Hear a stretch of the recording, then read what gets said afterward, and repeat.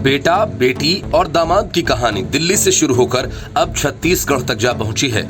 सोनिया गांधी के नक्शे कदम पर चलते हुए भूपेश बघेल ने कर्ज के बोझ में दबे अपने दामाद को उबारने के लिए सरकारी खजाने से 125 करोड़ खर्च करने की पूरी योजना बना डाली। असल में भूपेश बघेल की सरकार एक मेडिकल कॉलेज खरीदने जा रही है जो बघेल के दामाद के परिवार का है। वजह यह है कि ये मेडिकल कॉलेज दिवालिया हो चुकी है। जैसे ही भूपेश बघेल के इस खेल की जानकारी बाहर आई, बीजेपी नेता और केंद्रीय मंत्री ज्योतिरादित्य सिंधिया ने जोरदार हमला किया और कहा कि कौन बिकाऊ है और कौन टिकाऊ, उसका पता अब सभी को चल जाएगा। उन्होंने कहा कि भूपेश बघेल अपने दामाद का निजी महाविद्यालय बचाने के लिए उसे सरकारी कोष से खरीदने की कोशिश में हैं। सिंधिया ने आरोप लगाया, प्रदेश की राशि का उपयोग अपने दामाद के लिए किया जा रहा है, वो भी एक ऐसा मेडिकल कॉलेज जिस पर धोखाधड़ी के आरोप लगाए गए थे। साथ ही उन्होंने कहा कि कौन बिकाऊ है और कौन टिकाऊ, इसकी परिभाषा अब साफ है। असल में इस कॉलेज का मालिकाना हक बघेल के दामाद के परिवार के पास है। ये मामला दुर्ग में स्थित Chandulal Chandrakar memorial medical college के अधिग्रहण से जुड़ा हुआ है। इस मेडिकल कॉलेज का स्वामित्व चंदूलाल चंद्राकर मेमोरियल हॉस्पिटल के पास है, जो एक गैर सूचीबद्ध कंपनी है। इसी कंपनी का रजिस्ट्रेशन मार्च 1997 में हुआ था। दुर्ग से 5 बार सांसद रहे कांग्रेस के नेता चंदूलाल चंद्राकर का निधन 1995 में 74 वर्ष की अवस्था में हुआ था।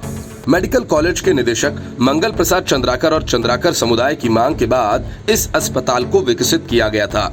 मंगल प्रसाद चंद्राकर इस अस्पताल के 5:1 शेयर्स के मालिक हैं। इसके कुल 59 शेयर धारक हैं।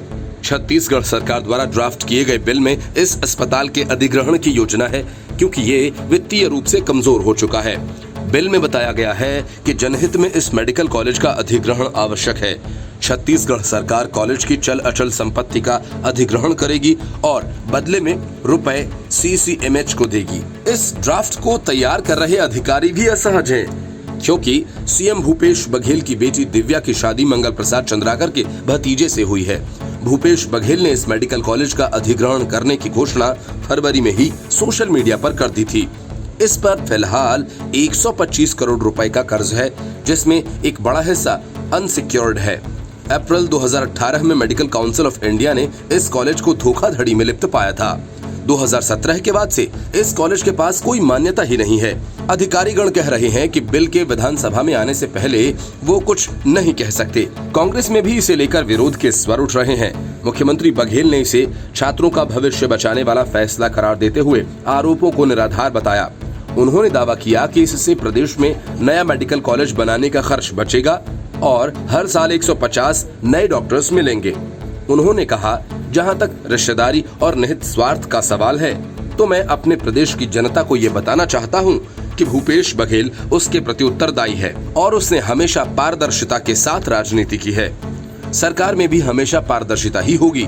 सौदा होगा तो सब कुछ साफ हो जाएगा। ये खबर कल्पनाशीलता की पराकाष्ठा से उपजा विवाद है, जिसे मैं चुनौती देता हूँ। जनहित का सवाल होगा तो सरकार निजी मेडिकल कॉलेज भी खरीदेगी और नगरनार का संयंत्र भी। Bureau report, news of India.